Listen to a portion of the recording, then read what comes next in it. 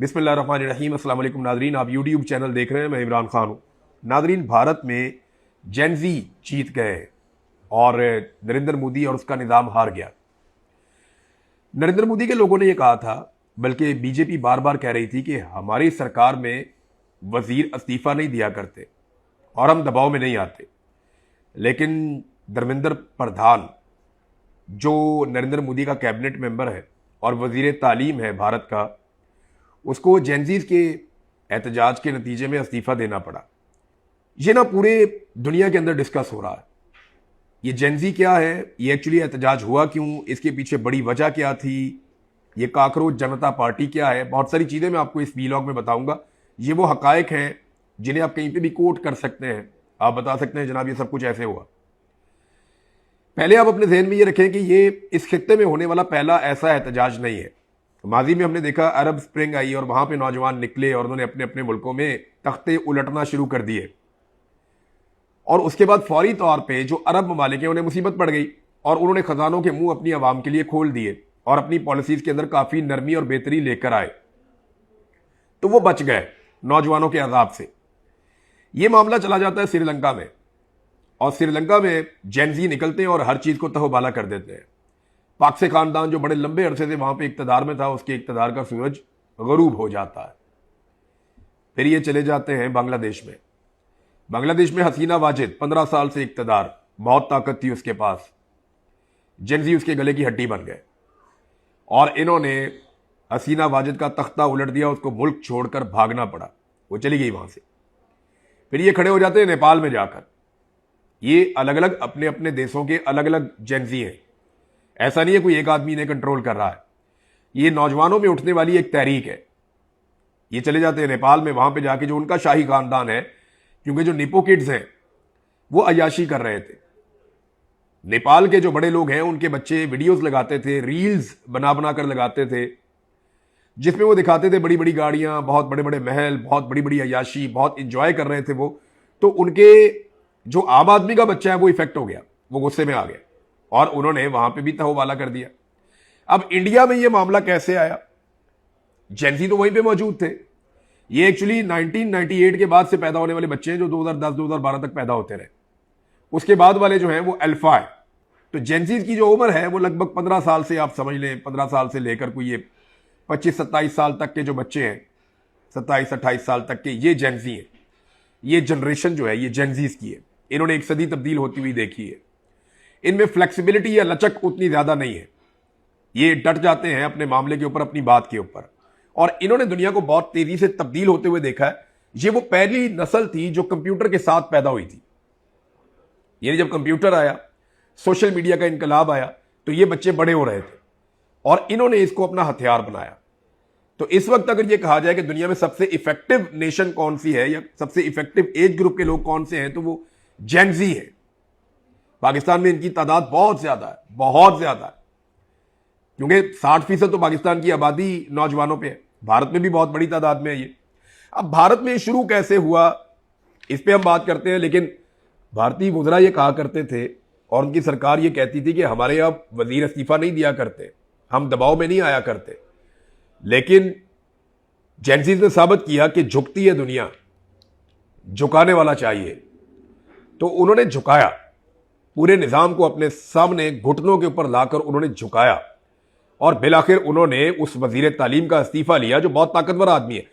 धर्मेंद्र प्रधान इसका नाम है। इसका जो वालिद था वो भी सियासत में था, खानदानी सियासतदान है, बहुत पुराने। ये लोग कई मरतबा वजीर रह चुके हैं। वाजपेयी की कैबिनेट में धर्मेंद्र प्रधान का जो वालिद था, दबिंदर प्रधान, वो उस वक्त भी मिनिस्टर था और वो अलग अलग मिनिस्ट्रीज के ऊपर रहा। अब ये इसका बेटा जो है ये कई मिनिस्ट्रीज के बाद अब वजीर तालीम बना हुआ है नरेंद्र मोदी के साथ, नरेंद्र मोदी की कैबिनेट में। तो ये कोई ऐसा आदमी नहीं था कि जिसको नरेंद्र मोदी उठा के फेंक देता। बहुत मजबूत आदमी था, बड़ा करीबी साथी था, लेकिन इस्तीफा देना पड़ा। इसका मतलब यह है कि जेनजीज का दबाव बहुत था। मामला शुरू कैसे हुआ ये मैं आपको बताता हूं। हुआ यह कि 15 मई 2026 को एक केस लगता है भारतीय सुप्रीम कोर्ट में, जिसमें एक वकील साहब जो है वो अपना गुजाती केस लेकर आते हैं वो केस भारतीय सुप्रीम कोर्ट में चल रहा था, तो चीफ जस्टिस ऑफ भारत ने, जो भारतीय सुप्रीम कोर्ट का चीफ जस्टिस है, उसने नौजवानों को काकरोच कहकर मुखातिब कर दिया। उसने कहा बेरोजगार नौजवान जो है ये काकरोच की तरह, इस तरह मिसाल एक दे दी उसने। अगले ही दिन एक अकाउंट बनता है और अकाउंट बनने वाला, जो बनाने वाला आदमी, उसका नाम है अभिजीत दीपके, ये भारत से बाहर रहता है, और ये अकाउंट बना देता है काकरोच जनता पार्टी के नाम से। इस वक्त इंडिया की सबसे बड़ी पॉलिटिकल पार्टी बीजेपी है, भारतीय जनता पार्टी। वो एक पार्टी बनाता है काकरोच जनता पार्टी, तंज में इसका ये नाम रखा गया। चीफ जस्टिस ने बाद में सफाई पेश की, जनाब मैंने इसलिए नहीं किया था, मैं तो सिर्फ उन नौजवानों का या उन पे तनकीद कर रहा था जो जाली डिग्रियां लेकर आते हैं, मैं असली डिग्री वाले नौजवानों की तो बात ही नहीं कर रहा था। लेकिन चीफ जस्टिस से जो गलती होनी थी वो हो गई, जो बात निकलनी थी। वो कहते हैं ना कि जो बोल जबानों निकल गया वो तीर कमानों निकल गया। तो जो भारतीय चीफ जस्टिस ने करना था वो कर दिया, नौजवानों ने जो करना था उन्होंने भारतीय जनता पार्टी के मुकाबले में उन्होंने बना दी काकरोच जनता पार्टी। दीपिके जो है, अभिजीत दीपिके, वो भारत वापस आ गया। इस वक्त ये तहरीक इतनी बड़ी ऐसे हो गई कि मिलियंस में लोग इसको फॉलो करना शुरू हो गए। नरेंद्र मोदी के जितने लोग पढ़े लिखे लोग मुखालफत करते थे वो सारे के सारे अपने आप को काकरोच जनता पार्टी के साथ जोड़ने लगे। मजाक मजाक में ये पार्टी इतनी बड़ी हो गई कि दिनों में इसके फॉलोअर्स मिलियंस के अंदर चले गए, बहुत बड़ी और तगड़ी पार्टी बन गई। फिर हुआ ये कि इनको एक मुद्दा मिल गया खड़े होने के लिए, लड़ने के लिए। भारत में हर साल एक एग्जाम होता है जिसका नाम है नीट यूजी। ये एग्जाम होता है, ये एग्जाम होता है भारत में जो मेडिकल के अंदर तलबा को दाखिले मिलते हैं। जैसे पाकिस्तान में एमडी कैट, पाकिस्तान के अंदर मेडिकल एंड डेंटल जो डॉक्टर बनते हैं, एफएससी पास करते हैं बच्चे प्री मेडिकल में, तो उनका एक टेस्ट होता है एमडी कैट का कि आप ये पेपर देंगे तो पता चलेगा आपका कौन से वाले मेडिकल कॉलेज में आपको दाखिला मिलना है, आपकी काबिलियत कितनी है। इसी तरह का एक टेस्ट भारत में होता है जिसको कहते हैं नीट यूजी। ये टेस्ट 3 मई 2026 को हुआ था, और इस टेस्ट के जो पेपर है, जो इसके अंदर पेपर आया था, वो लगभग 40 से 45 घंटे पहले सोशल मीडिया के ऊपर वायरल था। यानी व्हाट्सएप ग्रुप्स के अंदर आ गया था, सोशल मीडिया पे वायरल था। ये पेपर लीक हो गया था पहले से। अब ये पेपर लीक हो जाना, पाकिस्तान में भी होते रहते हैं पेपर लीक, धांधली भी होती रहती है, बेईमानी भी होती रहती है। वहां भारत में एक एग्जाम चोरी हो गया, जिसके बाद दिल बर्दाश्ता होकर कुछ नौजवानों ने खुदकुशी कर ली। लगभग 10 से ज्यादा बताए जाते हैं, कुछ 11 कहते हैं, कुछ 15 कहते हैं। भारत में कुछ नौजवानों ने खुदकुशियां भी कर ली और यह रुला पड़ गया पूरे मुल्क में। फिर इसकी इंक्वायरी शुरू की सीबीआई ने, और तहकीकात के बाद उन्होंने कहा कि एक इंतजामी गलती थी, सिस्टम को इंप्रूव करना चाहिए, आइंदा ऐसा ना हो उसके लिए क्या इकदाम करने हैं, और जो लोग जिम्मेदार हैं उनको सजा दी जाए या उनको पकड़ा जाए। तो इस इंतजामी गलती में और इसके अंदर जिस किस्म की 2 नंबरी हुई, वो लोग पकड़ में आ गए, सीबीआई ने उन लोगों को पकड़ लिया। यह 3 मई 2026 को हुआ था। लेकिन नौजवानों ने काकरोच जनता पार्टी के प्लेटफॉर्म से, और दीगर कुछ और नौजवान हैं जिनमें एक बहुत बड़ा नाम सोनम का है, जो इतने लंबे अरसे से वहां पे भूख हड़ताल करके बैठे हुए हैं दिल्ली में, इन्होंने रोला डाल दिया कि नहीं जी, हमें वजीर तालीम का इस्तीफा चाहिए। नौजवान इकट्ठे होना शुरू हो गए। अब वजीर तालीम की जिम्मेदारी टेक्निकली तहकीकात के अंदर साबित नहीं हुई। वजीर तालीम जो है वो पेपर लीक के पीछे शामिल भी नहीं था, वजीर तालीम ने खुद से सारा कुछ किया भी नहीं था, लेकिन उसकी इखलाकी जिम्मेदारी बनती थी कि कम से कम जो एक मरतबा वजीर तालीम मुस्ताफी होगा या वजीर तालीम से हम उसकी वजारत छीन लेंगे, एक दफा वो अपने मंत्री साहब हट जाएंगे अपने ओहदे से, तो आने वाला मंत्री आइंदा ऐसी गलती होने नहीं देगा। इस बात को मिसाल बनाने के लिए भारत की जेनजी खड़ी होगी और उन्होंने कहा जनाब हम इसको निकालेंगे यहां से वजीर को, और जब ये निकलेगा तो आइंदा कोई वजीर ऐसी गलती नहीं करेगा कि मेरिट की धज्जियां उड़ाई जाए। आइंदा हम मेरिट की खिलाफ वर्जी भारत के अंदर होने नहीं देंगे। अब ये नौजवान खड़े हो गए, तहकीकात जो है वो भी साबित हो गई। 21 जून 2026 को ये वाला इम्तिहान जिसको आप नीट यूजी कहते हैं, ये इम्तिहान दोबारा हो गया, और इस इम्तिहान के बाद नौजवान आ भी गए, उनको दाखिले भी मिल गए, साफ और शफाफ इम्तिहान भी हो गया। लेकिन भारत में ये मामला दबा नहीं। नौजवान खड़े रहे ये कहकर के वजीर तालीम को इस्तीफा देना पड़ेगा। अब वजीर तालीम इस्तीफा नहीं दे रहा था, नौजवान दिल्ली की तरफ बढ़ने लगे, और गुज़िश्ता चंद दिनों में हमने फिर वो मनाजिर देखे कि नौजवानों की बहुत बड़ी तादाद, हजारों लाखों इकट्ठे होकर वो दिल्ली पहुंच गए। अलग अलग शहरों में भी निकलने लगे, इसका दायरा बढ़ने लगा। भारतीय पुलिस ने बड़ी कोशिश की नौजवानों को रोकने के लिए, डंडे का इस्तेमाल किया और आंसू गैस का इस्तेमाल किया। कुछ नौजवानों को वक्ती तौर पे वहां पे गिरफ्तार भी किया गया और घसीट के उन्हें गाड़ियों में डाला गया। ये मनाजिर हम देखते रहे। नौजवान भी आगे से कई दफा पुलिस वालों को थोड़े बहुत डंडे शंडे या धक्के धुक्के मारते थे, ये मनाजिर भी हम देखते रहे। लेकिन बिलाखिर नरेंद्र मोदी को खुद सामने आना पड़ा। नरेंद्र मोदी ने एक स्टेटमेंट दिया और स्टेटमेंट के बाद आज का दिन था, मैंने आपको पिछले वीलॉग में बताया था कि आज भारतीय हुकूमत को फैसला करना होगा। उन्होंने फैसला किया और जेनजी जीत गए, धर्मेंद्र प्रधान का इस्तीफा आ गया। अब क्या होगा? होगा ये कि नौजवानों ने यह भी अनाउंस कर दिया है कि यह शुरुआत है, हमारा मकसद अभी पूरा नहीं हुआ। हम एक अगर अजीम भारत बनाना चाहते हैं या डेमोक्रेसी यहां पे होनी चाहिए, आजादी इज़हार राय होनी चाहिए, भारत के अंदर अगर भारतीयों की बात सुनी जानी चाहिए तो बहुत कुछ करना बाकी है और वो नौजवान अब करेंगे। नरेंद्र मोदी ने यह फैसला क्यों किया कि वजीर को हटा दिया जाए, इसके पीछे कुछ चीजें हैं, मैं आपके सामने रखता हूं। नंबर एक, यह एहतजाज था और नौजवानों का पुरअमन एहतजाज था। नंबर दो, इसमें सिर्फ मार कुटाई हुई है। पहले कहा इस्तीफा नहीं देंगे। इंडियन मीडिया बहुत बुरी तरह एक्सपोज हुआ इस सारे मामले में। इंडियन मीडिया का एक बड़ा हिस्सा नरेंद्र मोदी की बी टीम के तौर पे काम करता है। हमेशा हमेशा वो नरेंद्र मोदी की गुड बुक में रहना चाहते हैं, नरेंद्र मोदी के साथ अच्छी अच्छी मीठी मीठी बातें करते हैं। और नरेंद्र मोदी ने जितना गोदी मीडिया को एंजॉय किया उतना किसी ने नहीं किया। मोदी ने आहिस्ता आहिस्ता मीडिया में अपने लोग भर्ती किए। नरेंद्र मोदी ने जैसे पाकिस्तान में टाउट्स है ना, या पाकिस्तान में जिस तरह के लोग हैं कि नरम नरम बात करते हैं, हुकूमत आ जाए तो उसके हक में हो जाते हैं, हुकूमत चली जाए तो फिर चुप कर जाते हैं। हुकूमतों के खिलाफ बात करने से लोग पाकिस्तान में डरते हैं। कुछ सरपरे होते हैं जो हर हुकूमत के खिलाफ बात कर लेते हैं, लेकिन ज्यादातर पाकिस्तान में भी मीडिया अब कंट्रोल्ड है। खासतौर पे मिलिट्री एस्टेब्लिशमेंट ने मीडिया को कंट्रोल में रखा हुआ है। भारत में ये नरेंद्र मोदी काम कर रहा था, पाकिस्तान में ये काम आसिम मुनीर और उनके जर्नैल कर रहे हैं कि मीडिया को कंट्रोल करना है। तो मीडिया अपनी क्रेडिबिलिटी खो गया। भारत में नौजवानों ने मीडिया की वो बेइज्जती की और वो मीम्स बनाए कि कानों को हाथ लगवा दिए। दूसरा, याद रखिएगा, इस एहतजाज में सारे लोग संजीदा नहीं आए थे। उनका मकसद एक था, वो अपने मकसद के हक के लिए, अपने हुसूल के लिए आए थे। लेकिन उनमें बहुत सारे लोग हंस रहे थे, गाने गा रहे थे, मजाक कर रहे थे, डफ बजा रहे थे। जेंजी है ना, वो अपना टाइम बहुत अच्छा गुजारते हैं। वो अपनी रील्स भी बनाते हैं, अपनी मीम्स भी बनाते हैं। उन्होंने नरेंद्र मोदी को गाने भी सुनाए और गालियां भी सुनाई। जेंजी है, वो जो भी करते रहे, उन्हें कोई परवाह नहीं थी मीडिया उनके बारे में क्या कह रहा है। उन्हें कोई परवाह नहीं थी कि लोग उनके बारे में क्या सोच रहे हैं। पुलिस वाले आते थे, पुलिस वालों के साथ भी मजाक उड़ाते थे। पुलिस वाले उनके पीछे भाग रहे हैं मारने के लिए, वो रील्स बना रहे हैं, वीडियो बना बना के डाल रहे हैं, देखो ये क्या हरकत कर रहे हैं। वो एक लड़की है, वो फौज वहां से जा रही है गुजर के, उनको वो कह रही है कमांडोज को कि क्या आप हमें मारने आए हैं, क्या आप हमें मारने आए हैं? अगर आपने मारना होगा तो जरा पहले बता देना, मैंने आज खाना ठीक तरीके से नहीं खाया हुआ, मेरे से भागा नहीं जाएगा। ये इस किस्म की मीम्स बनाई, सिक्योरिटी फोर्सेस के नाक में दम कर दिया। जेंजी यही है, ये पाकिस्तान में भी है, हर तरफ है।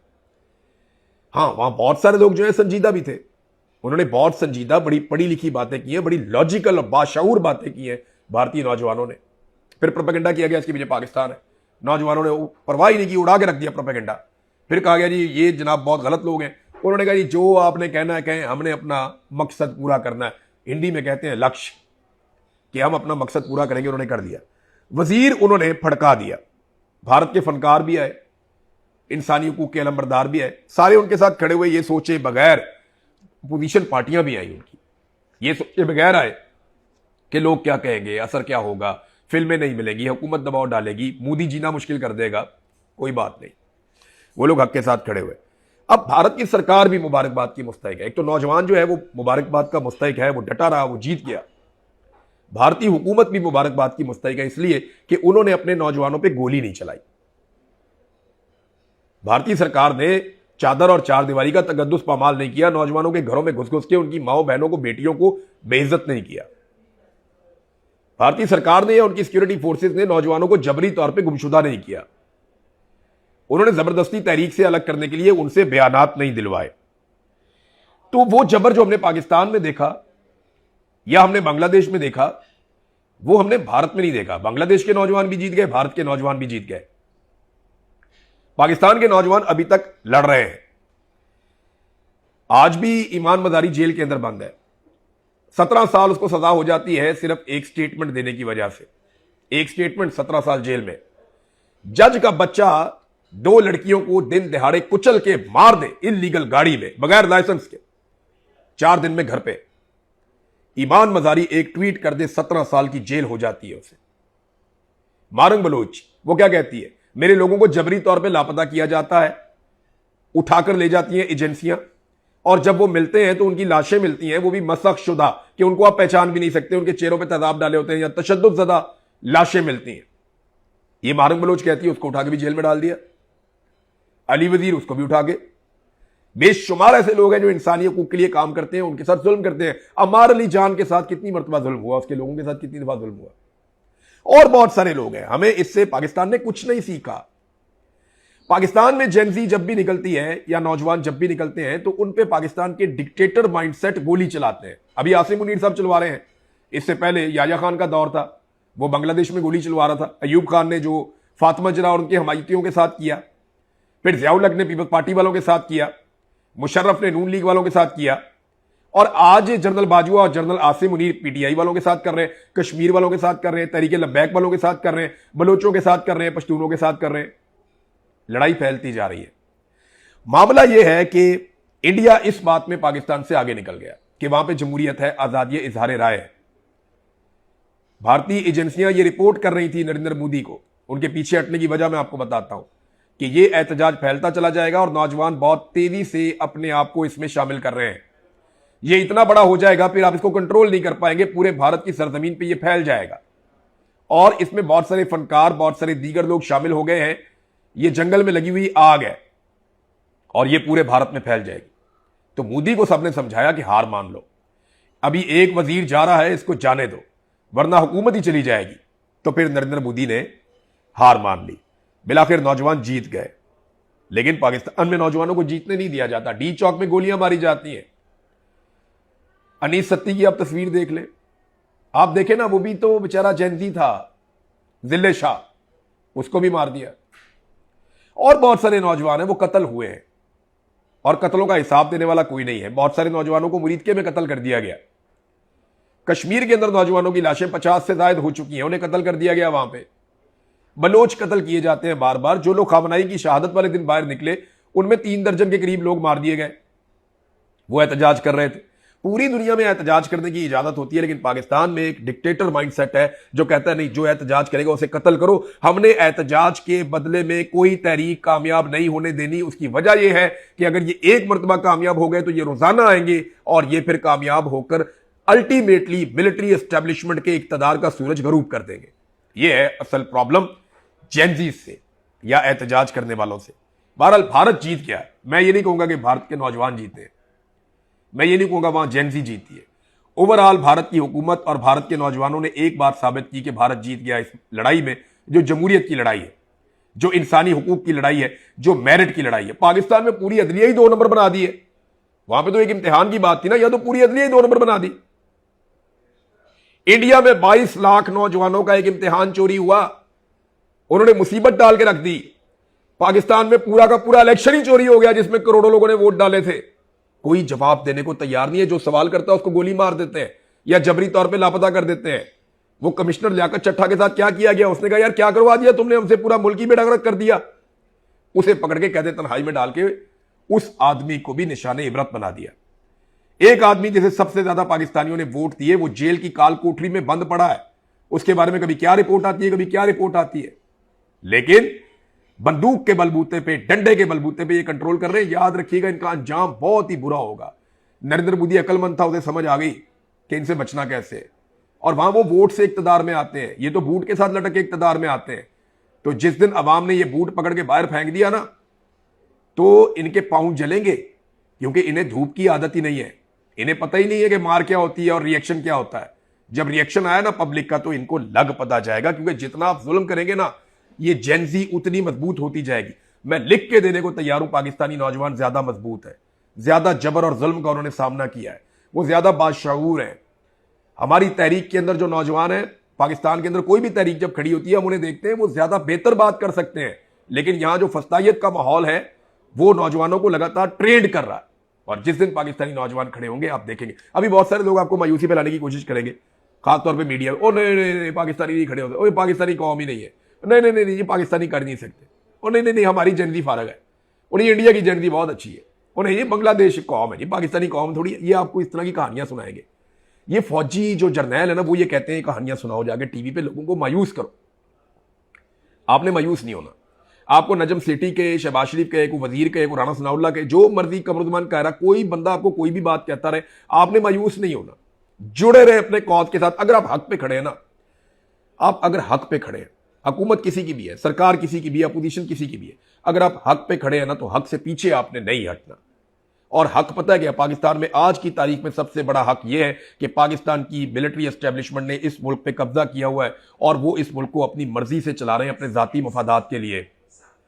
तो हमने कोशिश करनी है कि पाकिस्तान उस तरह चले जैसे पूरी दुनिया में नॉर्मल मुल्क चलते हैं। तो जेनजीज को एक मरतबा फिर मुबारक, एक एक करके अलग अलग मुल्कों में वो जीत रहे हैं। बिलाखिर पाकिस्तान में भी इंशाअल्लाह एक दिन जेनजी जीत जाएंगे। अब तक इतने अपना ख्याल रखिएगा, अपने चैनल का भी। अल्लाह हाफिज़।